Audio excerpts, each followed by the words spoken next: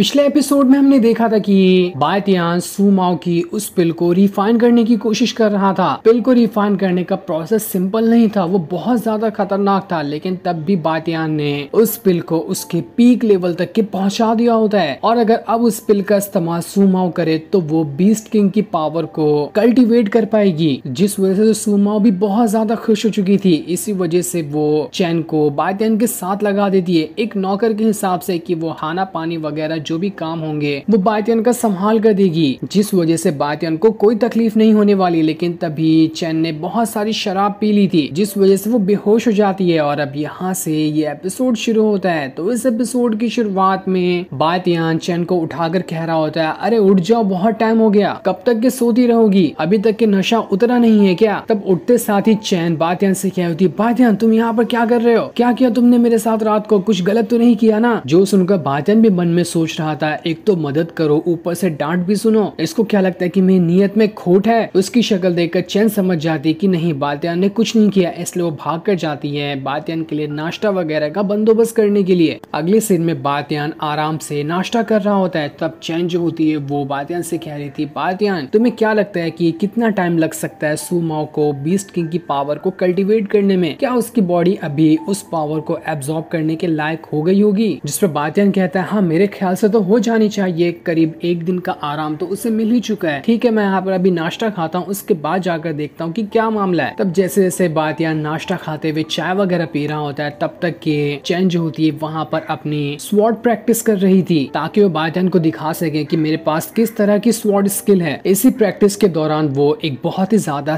खतरनाक वाला slash attack सीधा का सीधा बायतियान के ऊपर ही करने वाली होती है, लेकिन बायतियान अपनी एक उंगली से उसके अटैक को वहाँ पर डिस्ट्रॉय कर देता है। जो देखकर बायतियान कह रहा होता है, अरे यार तुम इतना भोंदू सा अटैक मुझ पे करके सोच रही थी कि इससे मुझे चोट लग जाएगी, तुम तो बड़ी बेवकूफ निकली, तुम्हारी मास्टर तो फिर भी ढंग की है, उसने मुझे कुछ टाइम तक के टक्कर तो दी, लेकिन तुम तो कोई काम की नहीं हो। जिस पर चैन कह रही होती है, हाँ तुमने बिल्कुल ठीक कहा, सुमाओ मुझसे ज्यादा टैलेंटेड है, मैं ही बेवकूफ हूँ, मैंने अभी तक के अपनी स्वॉर्डमैनशिप को परफेक्ट तरीके से स्टेबल नहीं किया है। इसी वजह से जब मैं स्वॉर्ड का इस्तेमाल करती हूँ ना, तो वो उतना अच्छे से अटैक नहीं हो पाता। मैं गुकिन वगैरह का इस्तेमाल करके अच्छे से अटैक कर लेती हूँ, लेकिन स्वॉर्ड वगैरह मुझे उतने अच्छे से हैंडल नहीं होते। बायतियान कह रहा होता है, तुम ना यहाँ पर बेवकूफ नहीं हो, तुम्हें सिखाने वाला बेवकूफ है। तुम्हारी मास्टर जो सुमाओ है ना, भले से उसके पास पावर ज्यादा है, लेकिन उसे खुद भी ठीक तरह से स्वॉर्डमैनशिप नहीं आती। अगर वो परफेक्ट होती ना, तो तुम्हें भी वो परफेक्ट बना देती। जब कोई बंदा स्वॉर्ड चलाता है ना, तो उसे खुद को एक वॉरियर समझना चाहिए। ऐसा इमेजिन करना चाहिए कि तुम्हारे सामने बहुत बड़ी वॉर चल रही है और उसके अंदर तुम अकेले हो, तुम्हारे पास तुम्हारा सब कुछ सिर्फ एक स्वॉर्ड है, उसकी मदद से ही तुम्हें खुद को बचाना है और सारे के सालों का खात्मा करना है। तभी तुम्हारे अंदर से वो जोश निकलेगा स्वॉर्ड को चलाने का। लेकिन तुम तो देखो, तुम्हें बस ऐसा लग रहा था कि खाली स्वॉर्ड का धार वाला साइड देख रही हो और धड़ाधड़ धड़ाधड़ इधर उधर घुमाए जा रही हो। इसे थोड़ी ना स्वॉर्डमैनशिप कहते हैं। एक वॉरियर रेल्म का बंदा अपनी स्वॉर्ड को इस तरह से चला सकता है कि उसके अंदर से हीवन और अर्थ की भी पावर निकल आए। तुम्हें पता है, मैं खुद भी अपने स्वॉर्डमैनशिप की रियल पावर को अनलीश करना चाहता हूँ, लेकिन मैं खुद अभी तक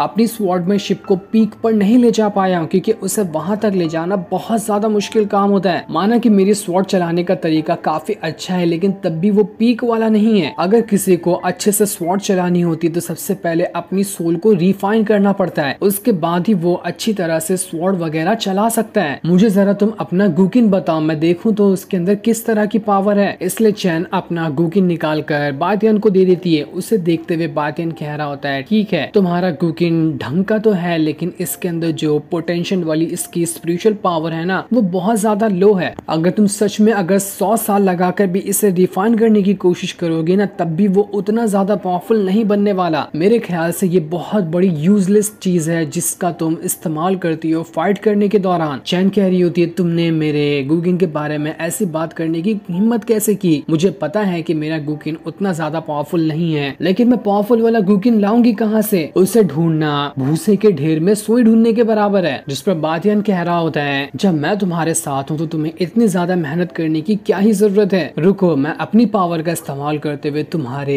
इस गुकिन को रिफाइन करने की कोशिश करूंगा और तुम्हें ये भी बताऊंगा कि तुम किस तरह से गुकिन का इस्तेमाल करोगी तो ये अपनी फुल पोटेंशियल के साथ अटैक कर पाएगा। वो वहाँ पर गुकिन बजा रहा होता है। जैसे जैसे गुकिन की धुन चैन के कान में जा रही थी थी ना, उसके दिमाग में अपने आप इमेजिन होने लगता है कि वो एक वॉरियर है और एक बहुत ही बड़े वॉर के बीच में खड़ी है। बातियान ने इतने भयंकर तरीके से गूगिन बचाया था कि आसपास का पूरा इलाका गूगिन की वेव की वजह से ही टूटने फूटने लगता है। इस तरह की पावर तो चेन ने खुद अपने गूगिन के अंदर से कभी नहीं निकाली थी, जितना कि बातियान ने बस एक ही बार में निकाल दिया। इसके बाद बातियान चेन को उसका गूगिन लौटा देता है और उससे कहता है, मैंने इसे थोड़ा बहुत रिफाइन कर दिया है और तुम्हें एक नया तरीका भी बता दिया है कि किस तरह से तुम गूगिन को बचा सकती हो। उम्मीद है कि तुम आगे से अपनी इसी गूगिन की फुल पोटेंशियल का इस्तेमाल कर पाओगी। जो देखकर तो चेन भी बहुत ज्यादा खुश हो जाती है कि अरे वाह, बातियान ने तो मुझे बहुत अच्छा तरीका सिखा दिया। तभी वहाँ पर आसमान में एक थंडर फॉर्मेशन बनने लगता है, जिसकी पावर का इस्तेमाल करते ही सूमाओ यहाँ पर खुद की बीस्ट किंग की पावर को कल्टीवेट कर पाएगी। थंडर फॉर्मेशन वहाँ पर आते ही हर जगह को तोड़ने फोड़ने लगता है, इसलिए बातियान अपनी पावर का इस्तेमाल करते हुए चेन और खुद के सामने एक प्रोटेक्शन शील्ड बना देता है ताकि उन दोनों को कुछ ना हो। जिसके बाद वहाँ पर सूमाओ भी आ जाती है ताकि अब जाकर वो बीस्ट किंग की पावर को कल्टीवेट कर पाए। इस चीज को कल्टीवेट करना आसान नहीं होगा, वो बहुत ज्यादा मुश्किल होगा। अगर यहाँ पर जरा से भी गड़बड़ी हुई तो इससे सूमाओ की सारी पावर खत्म हो जाएगी और इससे ज्यादा ये भी हो सकता है कि उसकी यहाँ पर जान ही क्यों ना चली जाए, कुछ भी हो सकता है। इसलिए सूमाओ को कैसे भी करके खुद को यहाँ पर स्ट्रॉन्ग बनाते हुए कल्टीवेशन करना पड़ेगा। सूमाओ वहाँ पर अपनी पावर का इस्तेमाल करते हुए थंडर फॉर्मेशन के अंदर से जितनी भी बिजलियां निकल रही थी उन सभी को कंट्रोल करने की कोशिश कर रही होती है। लेकिन जितना वो कोशिश कर रही थी, थंडर फॉर्मेशन का अटैक वो काफी ज्यादा पावरफुल था। इस वजह से तो सूमाओ की हालत बहुत ज्यादा खराब हो चुकी थी। चेन बातियान से कह रही होती है, बातियान देखो ना सूमाओ को क्या हुआ, मुझे लगता है कि उसकी जान खतरे में है, तुम्हें जाकर उसे बचाना चाहिए, कहीं उसे कुछ हो ना जाए। बातियान कह रहा होता है, नहीं, क्या तुम पागल हो गई हो? इस प्रोसेस के दौरान कोई भी कल्टीवेशन करने वाले बंदे को डिस्टर्ब नहीं कर सकता। अगर डिस्टर्बेंस आया तो भले से वो बीस्ट किंग की पावर को कल्टीवेट क्यों ना कर ले, तब भी वो फुल पोटेंशियल पे उसकी पावर का इस्तेमाल नहीं कर पाएगी। हमेशा वो पावर उसके ऊपर बैकफायर करते जाएगी। इसलिए भलाई इसी में है कि हम दोनों को दूर रहना चाहिए, हमें सूमाओ को डिस्टर्ब बिल्कुल भी नहीं करना है। दूसरी तरफ सूमाओ अपनी बटरफ्लाई विंग को बाहर निकाल लेती है ताकि अब जाकर वो थंडर फॉर्मेशन का मुकाबला कर सके। उसने अपनी बटरफ्लाई विंग के अंदर से काफी सारी बटरफ्लाई को बाहर निकालते हुए एक बहुत ही ज्यादा स्ट्रॉन्ग फॉर्मेशन बना लिया था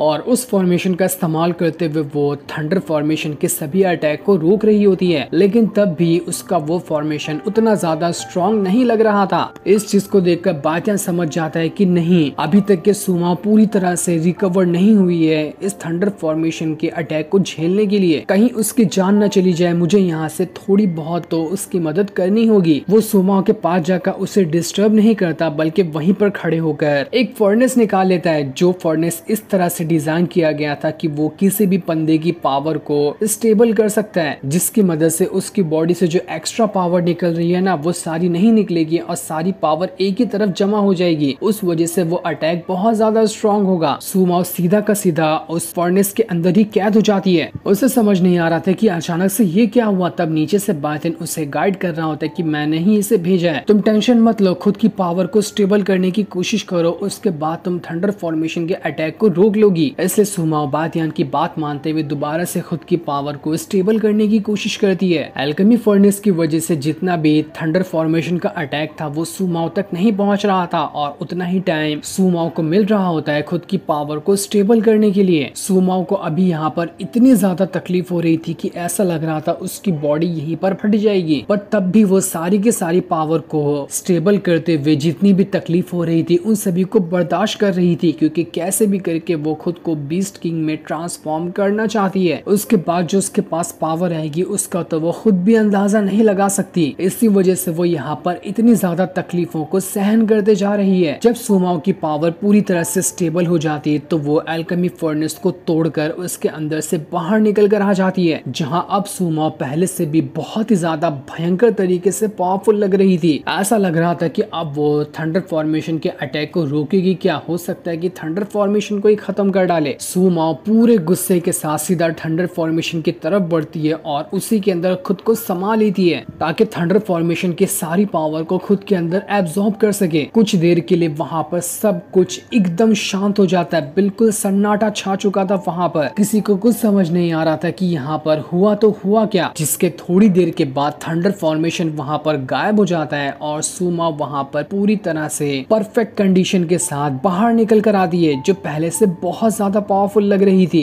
क्योंकि उसने वहां पर बीस्ट किंग की पावर को कल्टीवेट कर लिया था। वो नीचे आते साथ ही सबसे पहले बातियान को ग्रीट करती है और उससे कहती है, मास्टर आपका बहुत बहुत शुक्रिया, आज मैंने अपनी पावर को कल्टीवेट कर लिया है। मैं आपसे दिल से माफी मांगना चाहती हूँ जो पहले मैंने आपके ऊपर अटैक किया। उम्मीद है कि आप मुझे उन सारी गलतियों के लिए माफ कर देंगे। बातियान कहता है, जब हमारा रिश्ता एक मास्टर और डिसाइपल का बन ही चुका है तो ठीक है, मैं तुम्हें अपने डिसाइपल होने के नाते एक छोटी सी टेक्निक और दे देता हूँ, इसे भी तुम कल्टीवेट कर लेना। ये मेरी फैमिली की एक खास टेक्निक है, अभी मत करना, अभी तुम्हारी बॉडी पे काफी ज्यादा असर हुआ है, बाद में आराम से इसे कल्टीवेट कर लेना। बातियान ने वो वाली टेक्निक भी सुमाओ के दिमाग के अंदर ही डाल दी थी ताकि बाद में आराम से वो उसे कल्टीवेट कर सके। चैन ये सारी चीजें देखकर एकदम हैरान रह चुकी थी। वो तो हक्का बक्का हो चुकी होती है कि बातियान का तो सच में कोई जवाब नहीं। न जाने बातियान के पास असल में कितनी पावर होगी, इसका तो अंदाजा भी नहीं लगाया जा सकता। वो किसी भी नॉर्मल बंदे को पावरफुल बनाते हुए बहुत ज्यादा खतरनाक बना सकता है, इतनी कैपेसिटी है बातियान के पास। सुमा अपने पास से कुछ काफी सारे अच्छे अच्छे ट्रेजर वगैरह जो होते हैं सभी को बाहर निकालती है और वो बातियान को देते हुए कहती है, मास्टर मेरी तरफ से ये छोटा सा गिफ्ट आप रख लो, उम्मीद है कि आपको कभी न कभी कोई टाइम पे ये आपके काम ही आ जाएगा। जिस पर बातियान कहता है, अच्छा ठीक है, मैं इसे रख लेता हूँ, तुम्हारा बहुत बहुत शुक्रिया। सुमा बातियान से कहती है, मास्टर मैंने ना अपनी बीस्ट किंग की पावर को एक खास वजह से ही कल्टीवेट किया था क्योंकि मुझे किसी से अपना बदला लेना है। मैं जा रही हूँ उससे बदला लेने के लिए, उसके बाद में जब वापस आऊंगी ना तो वापस से आपकी जिस तरह से हो सकती है उस तरह से मदद करने की कोशिश करूंगी। जब भी आपको मेरी जरूरत हो तो आप मुझे बुलाना, मैं हाजिर हो जाऊंगी। सुमाओ चैन से भी कहते हुए जाती है, चैन जब मैं जा रही हूँ ना तो मेरी गैर मौजूदगी में इस जगह का अच्छे से ख्याल रखना, साथ ही तुम्हें बातियान का भी ख्याल रखना। उम्मीद है कि तुम मेरा भरोसा नहीं तोड़ोगी। और इतना कहने के बाद सुमा वहाँ से चली जाती है। इसके बाद बातियान चैन को जंगल में ले आता है। जंगल में आने के बाद चैन कह रही थी, बातियान तुम मुझे कहाँ ले जा रहे हो, क्या हम सेक्ट में वापस जा रहे हैं? जिस पर बातियान कहता है, तुम्हें सेक्ट में जाने की बहुत जल्दी पड़ी है, जाओ जंगल में कुछ शिकार वगैरह ढूंढो, मुझे भूख लगी है, तुम्हें रात का खाना भी तो बनाना है मेरे लिए। जो सुनकर चैन को फिर से गुस्सा आ जाता है, इसलिए वो गुस्से में वहाँ पर शिकार ढूंढने के लिए चली जाती है। उसके जाने के बाद बातियान जितनी भी चीजें उसे सुमाओ ने दी थी ना वो सभी चीजें चेक करने लगता है। उनमें से एक स्वॉर्ड भी थी जिसे देखकर बातियान कहता है, अरे वाह ये स्वॉर्ड तो बढ़िया है, मुझे नहीं पता था कि सुमाओ के पास इतनी बढ़िया वाली स्वॉर्ड भी होगी। जो सीन दिखाते ही ये एपिसोड यहीं पर एंड हो जाता है।